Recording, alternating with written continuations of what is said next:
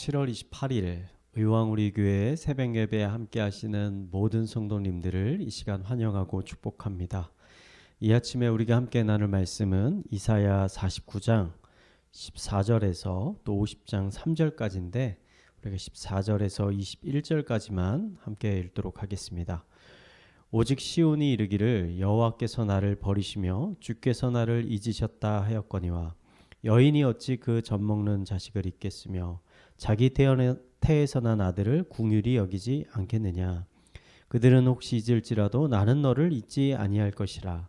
내가 너를 내 손바닥에 새겼고 너의 성벽이 항상 내 앞에 있나니 내 자녀들은 빨리 걸으며 너를 헐며 너를 황폐하게 하던 자들은 너를 떠나가리라. 내 눈을 들어 사방을 보라. 그들이 다 모여 내게로 오느니라. 나 여호와가 이르노라. 내가 나의 삶으로 맹세하노니 내가 반드시 그 모든 무리를 장식처럼 몸에 차며 그것을 띠기를 신부처럼 할 것이라. 이는 내 황폐하고 적막한 곳들과 내 파멸을 당하였던 땅이 이제는 주민이 많아 좁게 될 것이며 너를 삼켰던 자들이 멀리 떠날 것이니라. 자식을 잃었을 때에 낳은 자녀가 후일에 내 귀에 말하기를 이곳이 내게 좁으니 넓혀서 내가 거주하게 하라 하리니 그때 내가 내 마음에 이르기를 누가 나를 위하여 이들을 낳았는고 나는 자녀를 잃고 외로워졌으며 사로잡혀 유리하였거늘 이들을 누가 양육하였는고 나는 홀로 남았거늘 이들은 어디서 생겼는고 하리라. 아멘. 2000년 8월 15일 남한과 북한이 분단된 지 52년 만에 서울과 평양, 인천, 광주, 부산 등지에서 처음으로 남북 이산가족 상봉이 있었습니다. 당시 통계에 따르면 남북한의 분단으로 인해서 어쩔 수 없이 이산가족이 된 국민들의 숫자가 1000만 명 정도 된다라고 추산하였습니다. 당시 텔레비전을 통해서 이산가족들의 이 상봉 장면들이 방송이 됐는데 아마도 대부분 국민들이 이 역사적인 장면을 시청했을 것이라는 생각이 듭니다. 자리에 나온 대부분의 사람들은 이미 나이가 어느 정도 드신 노인분들이 많았습니다. 그것도 그럴 것이 남한과 북한이 분단된 지가 이미 50년이 넘었기 때문입니다. 너무나도 감동적인 장면들이 있었지만 그 중에서도 가장 감동적인 장면은 한 할머니가 자신의 아들과 만나는 장면이었습니다.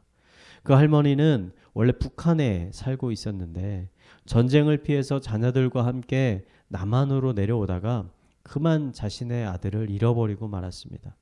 아무리 찾으려고 해도 전쟁통 속에서 아들을 찾는 것은 너무나도 어려운 일이었습니다. 어쩔 수 없이 그 여인은 남은 자녀들과 함께 남한으로 먼저 내려올 수밖에 없었습니다. 남한에 내려와서 생활을 하면서도 그 여인은 북한에서 잃어버린 자신의 아들을 잊을 수가 없었습니다. 그 아들이 분명히 살아있다라고 믿으면서 언젠가 다시 만날 날이 있을 것이라는 희망을 가지고 그 여인은 50년이 넘는 인생을 살아왔던 것입니다. 50년 만에 만나는 아들을 보면서 할머니의 두 눈에서는 하염없이 눈물이 흘러내렸습니다. 아마도 그것은 기쁨과 동시에 그 아들에 대한 미안한 눈물이 아니었을까 합니다. 저는 오늘 말씀을 읽으면서 자연스럽게 이 이상상봉의 사건이 떠올랐습니다. 오늘 이사야 49장에서 하나님의 이 말씀을 듣고 있는 백성들은 이스라엘이라는 나라가 이미 망해서 바벨론으로 끌려온 이 유대인들의 후손들이었습니다.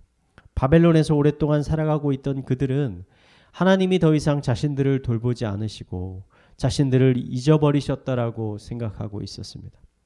이러한 생각을 가진 백성들에게 하나님은 오늘 이렇게 말씀하십니다. 여인이 어찌 그 젖먹는 자식을 잊겠으며 자기 태에서 난 아들을 궁휼히 여기지 않겠느냐.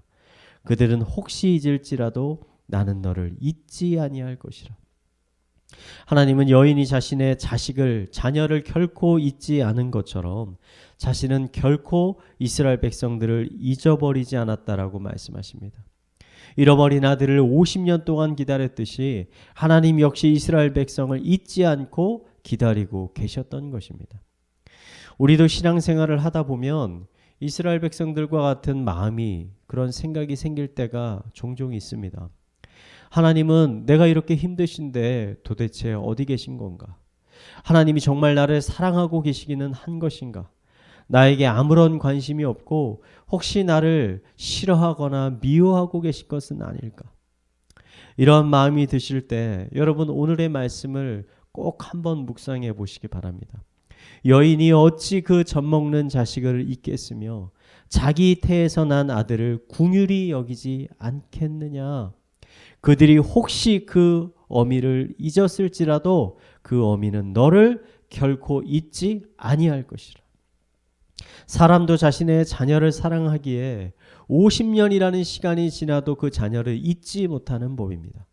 헌데 영원을 사시는 하나님은 어떠하시겠습니까?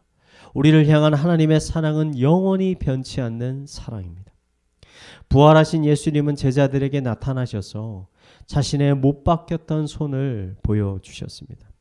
예수님은 얼마든지 자신의 손을 깨끗한 손으로 만드실 수, 회복시키실 수 있으셨습니다. 헌데 왜 못자국 난 그 손을 그대로 두셨을까요? 저는 그 이유가 오늘 16절 말씀에 있다라고 생각합니다. 내가 너를 내 손바닥에 새겼고 너의 성벽이 항상 내 앞에 있나니. 내가 너를 내 손바닥에 새겼다. 예수님 손바닥에 난 그 못자국은 우리를 향한 하나님의 무한하신 사랑의 증표요 증거입니다. 예수님은 그 못자국을 보실 때마다 우리를 생각하시고 또 우리에게 더 큰 사랑과 은혜를 부어주시는 것입니다. 여러분, 하나님은 여러분을 사랑하십니다. 그 하나님의 사랑은 무한하신 변함없는 사랑입니다. 그 하나님의 사랑을 믿고 오늘 하루도 담대한 마음으로 하나님과 동행하는 성도님들이 되시기를 이 시간 마지막으로 축원을 드리겠습니다. 우리 함께 말씀을 묵상하며 기도하도록 하겠습니다. 하나님은 나의 아버지이십니다. 저를 너무나 사랑하셔서 독생자이신 예수님을 보내셨음을 저는 굳게 믿고 있습니다. 하나님의 사랑은 변하지 않는 영원한 사랑입니다. 이 사랑을 잊지 않게 하여 주시고 하나님이 주신 사랑 안에서 하나님과 더 긴밀한 친밀한 교제를 사랑을 누리게 하여 주시옵소서. 우리 말씀을 묵상하며 함께 기도하도록 하겠습니다. 기도하시겠습니다.